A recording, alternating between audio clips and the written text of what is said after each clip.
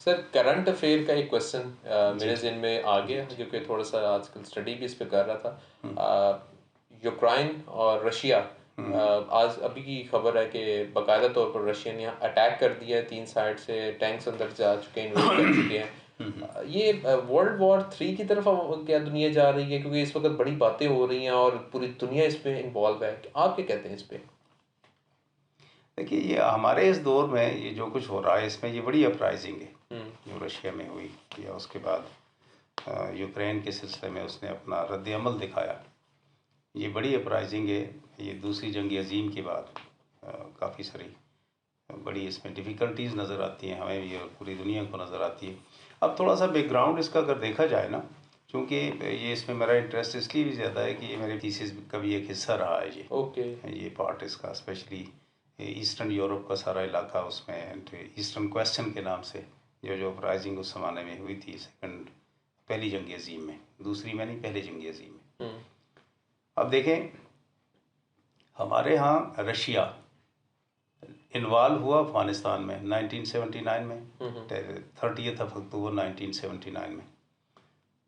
अब खल्क और परचम पार्टी की यहाँ पर हुकूमत थी जिन्होंने उस वक्त इसको दावत दी। ये आया रशिया और इसने आकर कब्ज़ा किया, और रशिया का मुद्दा सिर्फ ये था कि मैं हॉट वाटर्स तक अपनी एक्सेस ले लूँ, क्योंकि जिस तरह चाइना को पूरी दुनिया से रब्ता करने के लिए मुख्तसर तरीन रास्ते का हमेशा से रहा है कि मेरे पास वो रास्ता होना चाहिए, इसी तरह रशिया को भी है, क्योंकि उसके पास सारे डेड सीज हैं, फ्रीज्ड सीज हैं, जिनसे उसकी ट्रांसपोर्टेशन बड़ी मुश्किल से होती है। आप अंदाज़ा लगाएं कि एक जहाज़ जाता है तो उस जहाज़ से आगे चलने वाला जहाज़ उस बर्फ़ की तय दर तय बर्फ़ को तोड़ता है और दूसरा पीछे से चलता है, फिर बर्फ़ मिल जाती है और फिर दूसरा जहाज़ आता है। This way they are taking lot of time, about 6 months to cross that particular territory to reach to the hot waters. And it is a great dilemma for Russia to get access towards the European states in a frequent way. बहुत मुश्किल है उसके लिए। ठीक।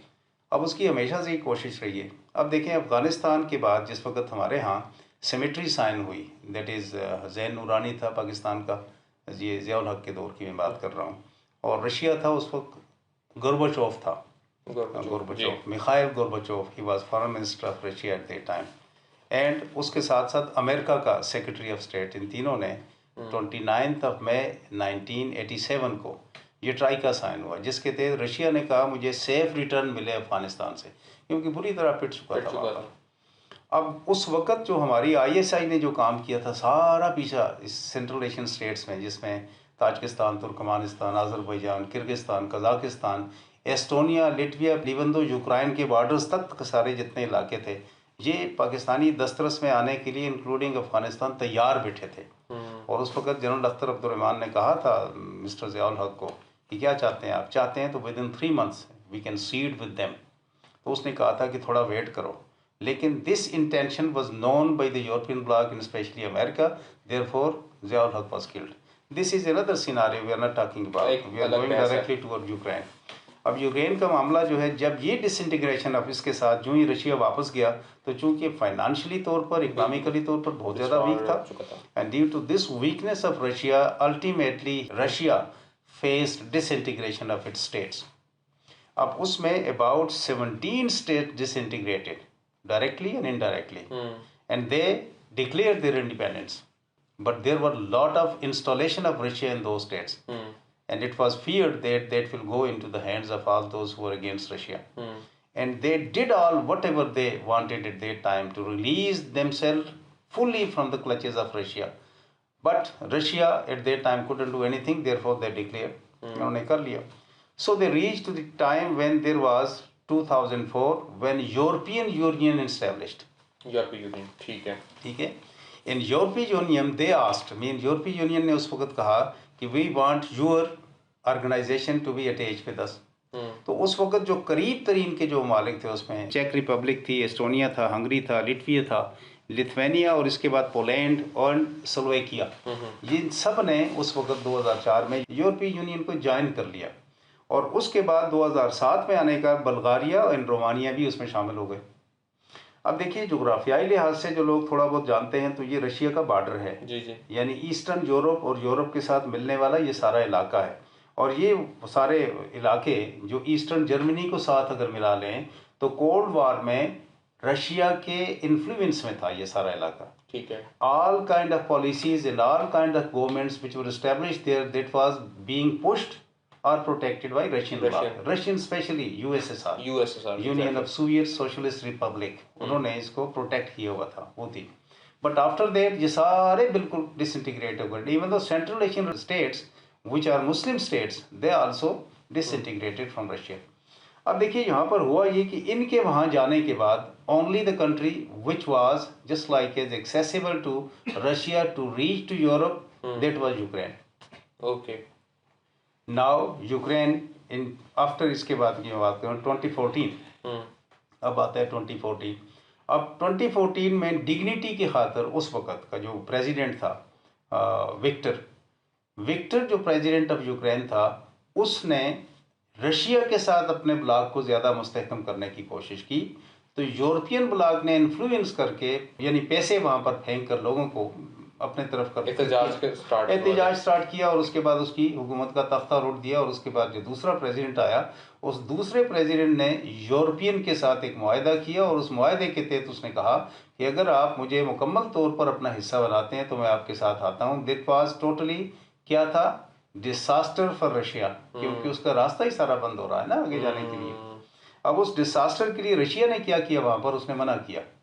अब Russia ने कहा कि यहाँ पर दो अलग एक ऐसे लोग हैं जो रशियंस हैं बुनियादी तौर पर। Mean what is Russians, mean they are favouring Russians, Soviet Union को जो फेवर करने वाले लोग हैं, एंड दे आर सोवियट्स। उनको उन्होंने प्रोवोक किया और इंस्टिगेट करने के बाद कहा कि अपनी डिक्लेरेशन करो आज़ादी की, हम आपको सपोर्ट करते हैं।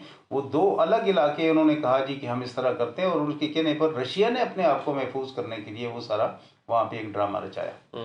अब आगे आ जाइए, इससे आगे आकर यहाँ पे ये लगता है कि अमेरिका और इसके यूरोपियन इत्तेहादियों ने जी कहा, चूँकि यूक्रेन एक एटमी पावर थी, और याद रखिए हमारे यहाँ कजाकिस्तान में 6000 एटम बम मौजूद थे जिस वक्त उसने आज़ादी हासिल की। इसी तरह ताजिकिस्तान में भी हमारे सारे अड्डे थे, यानी एटमी वार हेड के अड्डे थे जो यूरोप को टारगेट करने के लिए। ये नहीं कि सिर्फ यूक्रेन के पास एटमी हथियार थे, बाकियों के पास भी थे, लेकिन वो एक मुआहदा रशिया ने ऐसे किया उनके साथ कि आप अपने तौर पर एटमी हथियारों को इस्तेमाल नहीं कर सकते, ये मेरे ही होंगे। वो वहाँ पर विड्रा कर, यूक्रेन ने विड्रा नहीं किए थे। अब यूक्रेन को उन्होंने कहा यूरोपियंस ने कि आप अपने सारे के सारे जितने आपके पास इंस्टॉलेशंस हैं इन सब को ख़त्म कर दो, हम आपकी प्रोटेक्शन करेंगे। कोई भी आप पर हमला करेगा, NATO will be at your door to protect you. We ourselves will involve to protect yourself and fight with anyone else, even though there is Russia, even though there is China or any other power of the world. उन्होंने क्या किया Ukrainians ने, they dislodged all their arsenals and warheads, atomic warheads. Now Europe was free to do or not to do. At the time of exigency now, Europe is only claiming that we are sending our forces and it will be very difficult for Ukraine to sustain itself. Okay, this is a lesson for us too. Few people of us are also making such kind of statements that we should totally forfeit our atomic warheads and each and everything, and they will protect us. We should invest in our development. Development without defense is nothing. कुछ भी नहीं है, हमें सोचना चाहिए। Ukraine की example है। अब देखिए अगली सूरत हाल किया है। अब यूरोप को देख लें तो यूरोप बेसिकली किसी ज़माने में भी सुपर पावर नहीं रहा, माँ सिवाय इसके कि उसको उस वक़्त हमारी पहली जंग अजीम के बाद, जिस वक़्त नई और दूसरी जंग अजीम के बाद, दोनों के बाद, पहली के बाद लीग ऑफ नेशन और दूसरी के बाद यूनाइटेड नेशन, जब इसकी फॉर्मेशन हो रही थी तो उस वक़्त यूरोप की कुछ ताकतें उस जंग में, दूसरी जंग अजीम में फ़ातेह करार पाई थी। कौन कौन थी उसमें? सोवियत रशिया था जो फ़ातेह करार पाया था, चाइना था जो फ़ातेह करार पाया था, इसी तरह फ्रांस था जो फ़ातेह था, ग्रेट ब्रिटेन था जो फ़ातेह था। उस ज़माने में ये जो पाँचवीं पावर जो थी अमेरिका, उनके साथ नत्थी होके, हालांकि उसकी हैसियत कुछ नहीं थी, लेकिन वो नत्थी हो गया था लास्ट टाइम जब उसने बम फेंके हिरोशिमा नागासाकी पर, तो वो भी फ़ातेह करार पाया। अब फ़ातिहीन की एक मजलिस वहाँ पर बैठी और उस फ़ातिहीन के मजलिस ने दुनिया का निज़ाम अपने हाथ में लिया कि आइंदा हम सुपर पावर होंगे, लेकिन superiority of powers arms war head के नाते से सिर्फ अमेरिका के पास रही। जोग्राफियाई लिहाज से भी और दीगर लिहाज से भी, और उधर से उसके मुकाबले में फिर रशिया के पास आ गई। ठीक है। रशिया में जोसेफ स्टालिन का जब दौर शुरू हो जाता है, व्लादिमीर लेनिन को जब उसने कैद किया तो उसके बाद जोसेफ स्टालिन का जो दौर शुरू होता है, Joseph Stalin he was very stubborn person, और वो यूरोप और अमेरिका के बड़े खिलाफ था। वहाँ से हमारे यहाँ कोल्ड वार शुरू होती है। अब वो कोल्ड वार के दरमियान क्या चीज़ थी जो इसने एक दूसरे के खिलाफ आपस में जंग करने से रोका? एटम बॉम्ब्स, एटॉमिक वारहेड्स की तबाही एक दूसरे के लिए। अब भी वही चीज़ है, लेकिन अब सूरत हाल दुनिया की तब्दील हो गई। 1991 में जिस रशिया को डिसइंटीग्रेट करके छोटी स्टेट्स बनाई गई थी, उससे बुरी हालत इस वक्त अमेरिका की है। दुनिया का सबसे बड़ा कर्जदार मुल्क है, जिसकी टेक्नोलॉजी भी लोग बेचने के लिए तैयार हैं कि लो और हमें कुछ पैसे दो। सियासी लिहाज से अमेरिका इस वक्त बहुत तनहा हो गया है। जो वो उसकी जिसको कहते ताम झाम उसकी और उसकी कुव्वत होती थी और तंतना बजा करता था, वो ज़माने गए उसके। चाइना इस वक्त बड़ी तेज़ी से उसको रूल ओवर करता जा रहा है, और उसके साथ साथ रशिया एक ब्लॉक की सूरत हाल में इकट्ठा हो रहा है। अब चाइना, रशिया, और उसके बाद हमारे यहाँ ये सेंट्रल एशियन स्टेट्स इंक्लूडिंग तुर्की एंड अब इसमें अफगानिस्तान, पाकिस्तान एंड ईरान। अब इन ममालिक का ये इस वक्त ब्लॉक बन चुका है। अब बनता हुआ नज़र नहीं आ रहा, ये बन चुका है ये एक ब्लॉक। अब वो ब्लॉक बनने के साथ साथ यूरोप के लिए सबसे बड़ा प्रॉब्लम ये हो गया कि वो कहाँ खड़े हों। यूरोप अगर किसी का भी साथ देते हैं तबाह हो जाएंगे। यूरोप अपने आप को इंडिफरेंट करके रखेंगे। इसी तरह जिस तरह एक लुजियाने एक मुआहदा हुआ था, एंड दैट वाज इन 1923, जुलाई 1923 में हुआ था, और वो तुर्की ने जिस वक्त कमाल अतातुर्क के साथ मिलकर उसने अपनी दोबारा डोमिनेंस हासिल करने की कोशिश की थी, तो उस वक्त स्विट्ज़रलैंड में बैठकर लुजियाने में एक मुआहदा किया गया था जिसमें तुर्की की बाउंड्री को एक्सेप्ट किया गया था, लेकिन सारे इसके इलाके सीड कर दिए थे। यूनान को अलग कर दिया था, दीगर सारे यूरोप के इलाके थे वो उसे अलग कर दिए। मसलन सारी हमारे पास जो ईस्टर्न यूरोप की सारी जितनी रियासतें हैं, तकरीबन 11 रियासतें, ये सारी तुर्की का हिस्सा थी। अल्बानिया उसमें, एस्टोनिया, ये जिनकी मैं बात कर रहा हूँ ये सारी, लेकिन वो सारी की सारी उससे हटा दी गई थी, और 100 साल का मुआहदा था। वो साल का मुआहदा भी जुलाई 23 में ख़त्म हो रहा है, 100 साल का।